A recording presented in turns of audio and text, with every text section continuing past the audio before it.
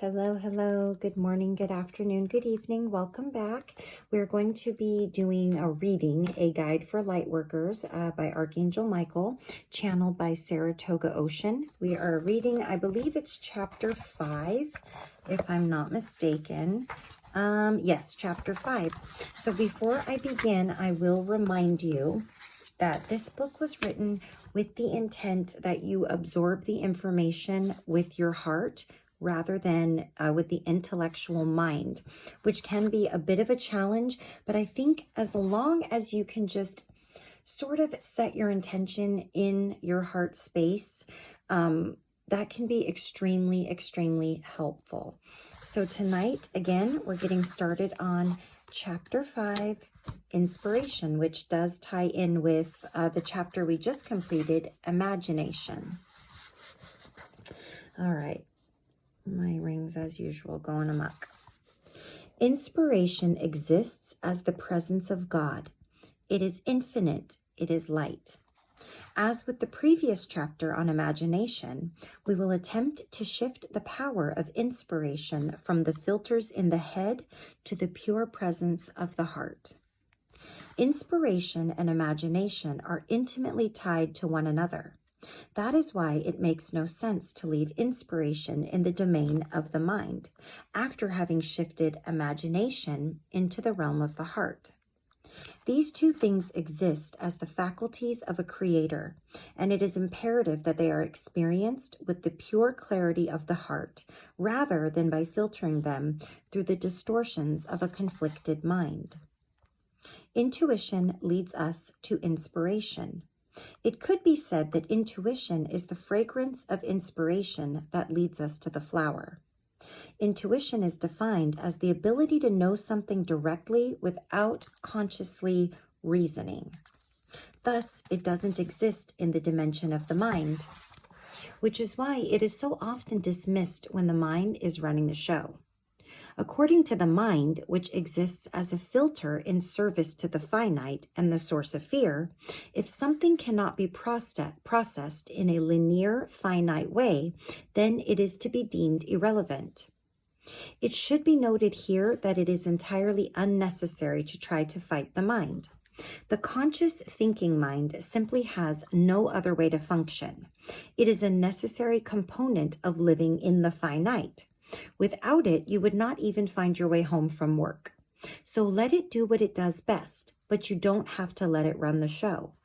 You, as a creator, should be in command, not the filtering mind. Think of the mind as an interpreting device whose function should probably be limited to interpreting the logistics of our finite world. It should not be used as a spiritual advisor, a relationship advisor, or otherwise. This is most certainly just asking for trouble and confusion, which I think the mind does plenty of, right? The problem is that we are used to asking the mind's advice about everything.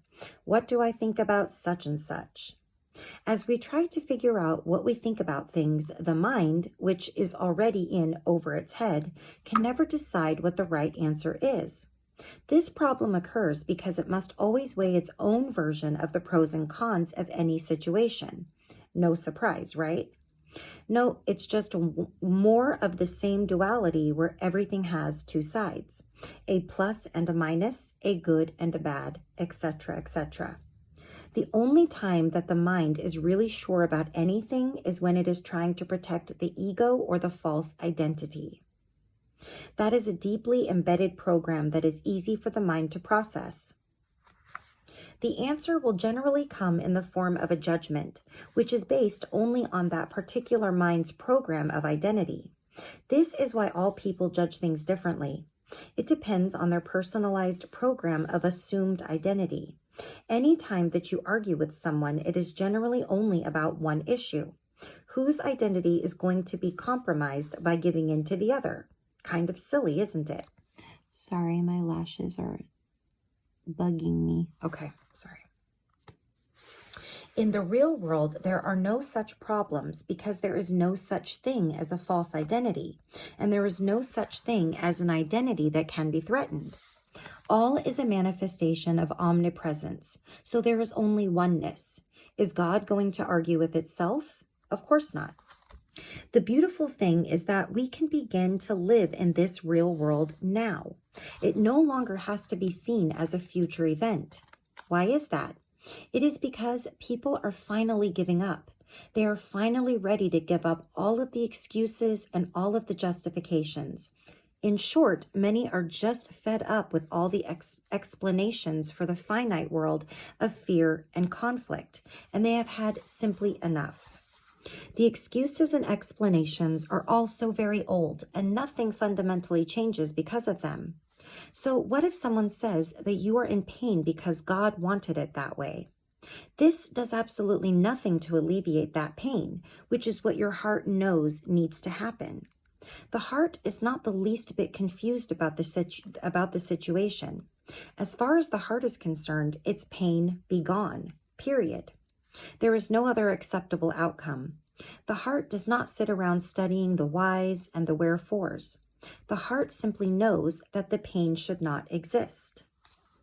So who is your best friend? The heart, of course. Wouldn't it be wise to begin listening to it? The heart will never suggest that you should ever suffer. As far as the heart is concerned, you should only experience joy. And how about peace and tranquility? What about abundance and love? These are the only intentions that your heart is capable of. It's the finite thinking mind that presents you with an entire smorgasbord of negative opportunities. Let us review where we are so far.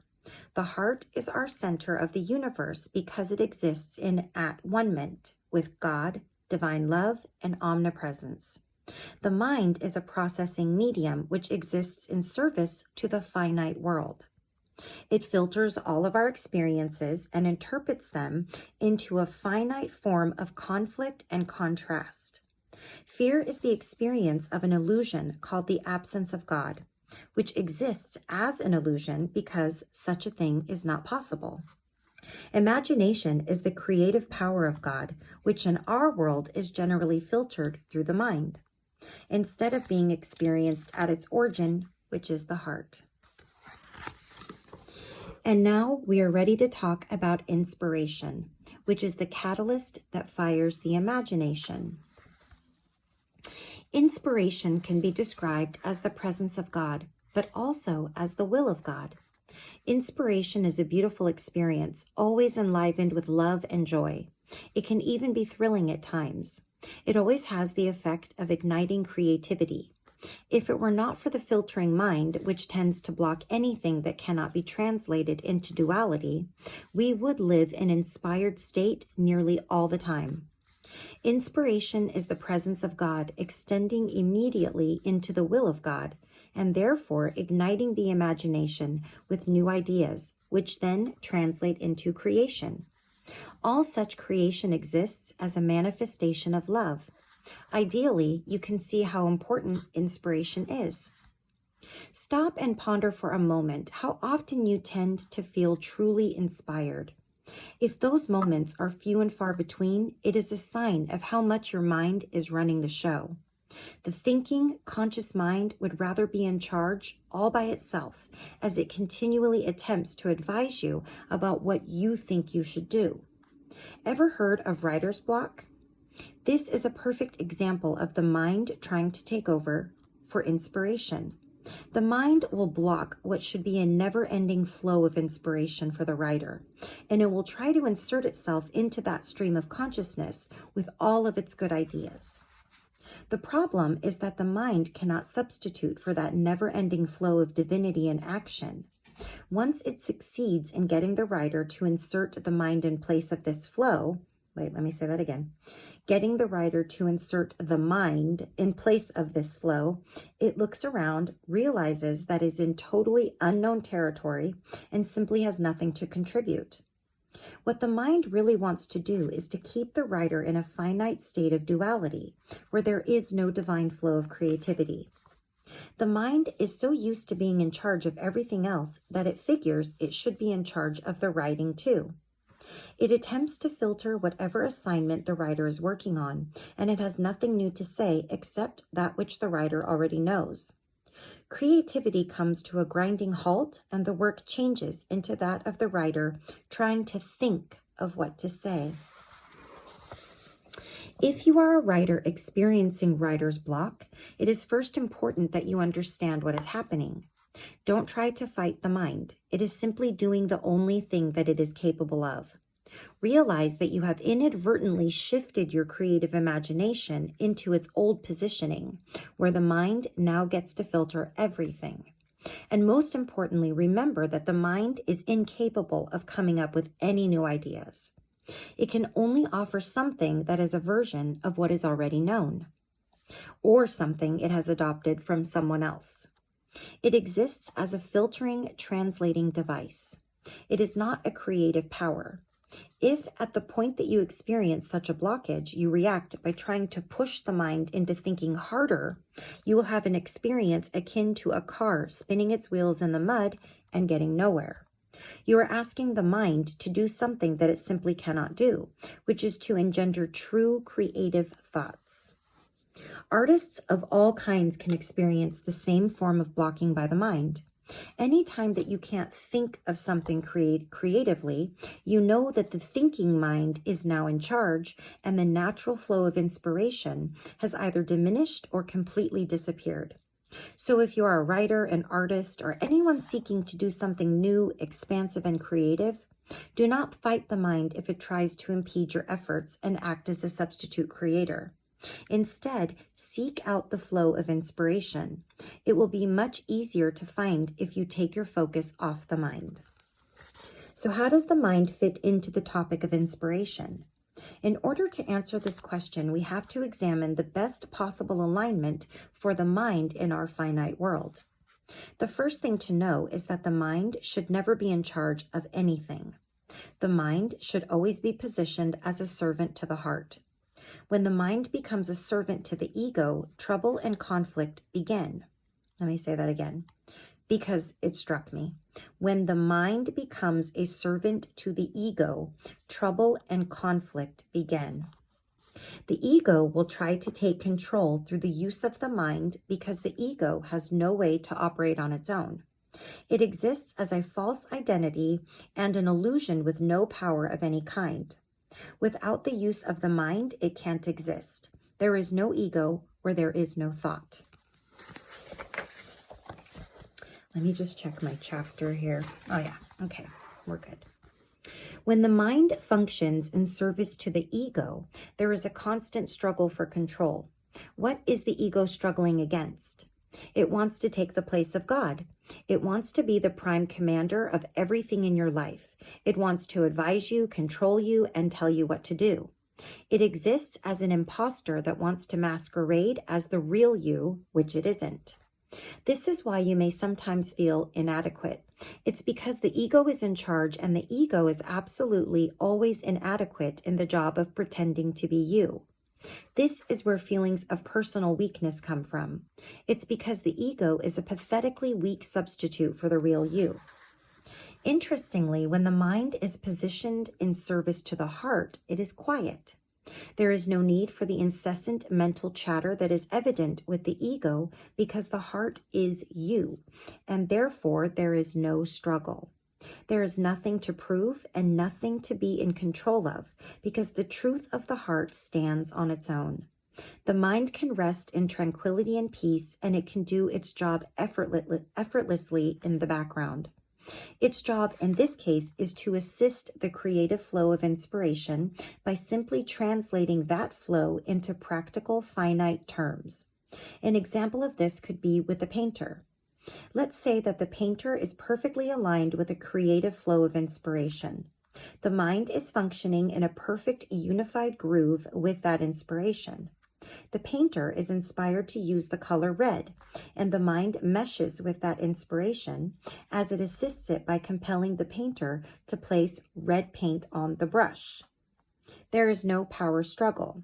There is no trying to figure anything out. There is a seamless oneness to every action and every moment. This is what the mind looks like when it is in a state of perfect surrender to the real you. I think that is so beautifully said. That really brought the point home to me with what is being explained. How much the mind should be involved is basically just telling you to pick up the brush and get the paint. I don't know, it's so simple, but that resonates with me quite a lot. You can use this example of the painter to understand the same principle in virtually any situation. It can exist in the arts, in writing, science, communication, and even an ordinary situation, such as in what you choose to wear. Inspiration serves in all situations if it is unimpeded by the ego. Inspiration is also a key point to understand when contemplating your role as a light worker. There are many people who want to do something for the planet, but they have no idea what that might look like. This is because the ego is in control and either can't think of anything new, or it feels protective of whatever false identity it has already fashioned for you. It doesn't want you to function outside of its own secure box because that is perceived as a threat to its survival. It will effectively block any flow of natural, heartfelt inspiration and fill that hole with questions and doubts instead. This produces feelings of insecurity and uncertainty, causing you to hesitate or do nothing at all. Can anyone relate to that? That's where I currently am and have been for a while. What to do, but I don't know what to do. Everything's already been done. This is definitely speaking to me. Okay. This produces feelings of insecurity and uncertainty. I think I read that, causing you to hesitate or do nothing at all. This can produce enormous frustration if your heart is broadcasting something else entirely. Intuition and true inspiration will never lead you astray. These are powerful creative faculties that are directly linked to God. When these faculties are engaged in humility and alignment, divine love moves forward into the world. Your true intelligence takes over. We like to refer to this as the innate intelligence factor. This is a very different faculty than the thinking mind. It is a whole body phenomenon, and it extends well beyond the physical body. It radiates outward interdimensionally, and it has no beginning and no ending point. This is impossible for the thinking mind to understand, as it can only process that which has a beginning and an end. It only knows how to process and calculate the universe in mathematical terms. All mathematics begins with division and has its source in the first original lie. Therefore, mathematics is essentially illusionary. Tell that to my 11-year-old. You should treat intuition and inspiration as precious. Seek them out wherever you can. They are the faculties of God manifesting through you and as you. To express this in the proper order, look at it this way. The heart is you, and the heart is God. The heart is omnipresent love. The heart is also the seat of omnipresent intelligence born of love. From this center, all creation in your life emerges. From this center, God is able to express and move in the world through your divine presence. This is a state of humility and alignment where nothing needs to be proven. Creation flows as the expression of omnipresent love. The faculties of creation emerge first as intuition, which is like the beginning whisper of inspiration that is on its way. It is like the subtle fragrance of a beautiful flower that is beckoning you to come near. You could say that intuition is like the whisper of an angel, gently guiding you in a certain direction, but it never interferes with your freedom to choose. Intuition, when followed with humility and innocence, will blossom into creative inspiration. Inspiration gives birth to imagination, where the intelligence factor reveals the perfect unfoldment of creation in form. This is where the mind becomes a useful tool in this finite world, as it has the power to reveal what this creation might look like in a mathematical universe of finite manifestations. In this case, the mind rests in perfect surrender to the heart. It acts as a quiet servant rather than as an illegitimate master. You might notice that the ego is not mentioned in this entire scenario. Curious, don't you think? Wow. I've enjoyed all of these chapters, but I really resonated with quite a bit in this chapter. I'm wondering if you did as well. And also, I forgot to mention, when I read chapter 4 regarding imagination, there was an exercise about 12 and a half minutes in. And I shared it with you guys last night, and I said we weren't going to do it at that time. But last night when I was going to bed, I did lay in bed and I did the exercise, and I was literally just laying there smiling at nothing. It was a very different and peaceful and silent, happy, and heartfelt, heartwarming. I had like tears in my eyes over just, I guess, where my thought was taking me, where my imagination, my creativity was taking me. So I don't know if any of you guys tried it. If you haven't, I would definitely give it a try. It was a very, very nice experience. I thought I'm going to do it again because actually it just made me feel almost like euphoric, I guess you could say. It was, I wasn't expecting it. We'll just say that. And I sat there for a while beforehand, and I sat there for a while afterwards, and then I think I fell asleep. So if you were interested, that is in chapter 4. I read the video prior to this, and that was imagination. It's about 12 and a half minutes in, but I did say in that video and in the description, it's best if you read after, like finish the chapter and then do the exercise, because I feel like you'll have a better understanding of why certain things may happen while you're doing this exercise, and it may give you a better understanding of what you should experience and really what to do. The exercise itself is in, its form, but there's an explanation after. So if you could stick with it, just to listen to that beforehand, that might help.